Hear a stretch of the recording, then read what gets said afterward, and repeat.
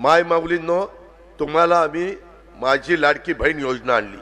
अतिशय चांगली योजना आहे। 1,500 रुपये तुम्हाला दर महिन्याला मिळतात की नाही?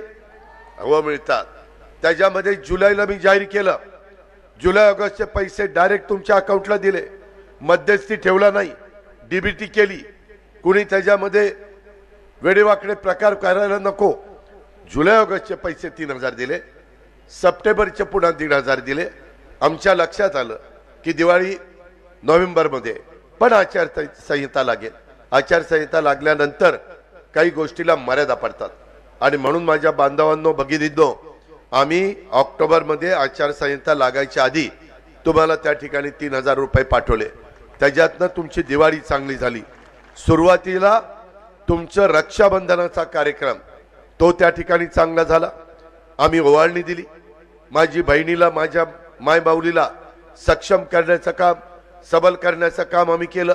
आज मुलींचं शिक्षण, आदिवासी समाजातल्या मुलींना तर आपण मोफत शिक्षण देतो, परंतु बाकीच्याही गरीब समाजातल्या मुलींना आम्ही अर्धी फी भरायचो, आता पूर्ण फी भरण्याचा निर्णय घेतला। शेतकऱ्यांच्या नावावर आता वर्षाला 15,000 रुपये देण्याचं आम्ही ठरवलेलं आहे। आज लाखो रुपयाच्या योजना आम्ही तुमच्याकरता दिल्यात। ह्या त्याच्यामध्ये 3 गॅस सिलेंडर आपण वर्षाला 3 देण्याचा निर्णय घेतला। त्यावेळेस मला काही जण म्हणायला लागले, अहो तुम्ही बहिणींकडे बघताय, आमच्यावर काय नाराज झाला का? आम्ही बांधवांच्याकडे पण बघितलं। 3 हॉर्सपॉवर, 5 हॉर्सपॉवर, 7.5 हॉर्सपॉवर, त्याचं विजेचं, लाईटचं बिल, पंपाचं हे आम्ही तुम्हाला माफ करून टाकलेलं आहे। झिरोचं लाईट बिल तुम्हाला दिलंय आणि या योजना आपल्याला पुढे चालू ठेवायच्यात। शेतकरी बांधवांनो, दुधाचा उत्पादन करणाऱ्या माझ्या शेतकऱ्याला, दुधाला आम्ही गाईच्या 7 रुपये अनुदान त्या ठिकाणी चालू केलेलं आहे। तुम्ही करा, दुधाचा व्यवसाय करा, वेगवेगळी पिकं घ्या, फळबागा घ्या। ह्या सगळ्याच्या बाबतीमध्ये आदिवासी विभागाला आम्ही वेगळं बजेट देतो, परंतु त्या बजेटचा फायदा शेवटचा आदिवासी जो आहे आणि शेवटची माझी जी बहीण आहे तिला मिळत नाही। मधीच काहीतरी गडबड घोटाळा होतो आणि त्याच्यामध्ये लक्ष घालण्याची गरज आहे।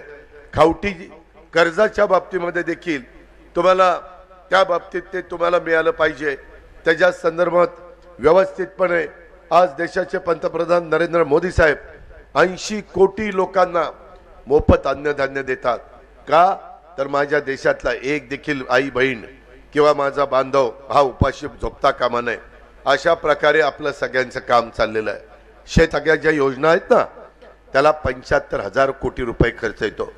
75,000 कोटी रुपये आम्ही त्यामध्ये तुम्हाला देतोय। 6.5 लाख कोटीचं तुमचं आमचं बजेट आहे। त्याच्यामध्ये पेन्शन, पगार आणि बाकीच्या गोष्टी, त्याच्यामध्ये घेतलेल्या कर्जाचं व्याज, ह्या सगळ्या आम्ही देतोय। आता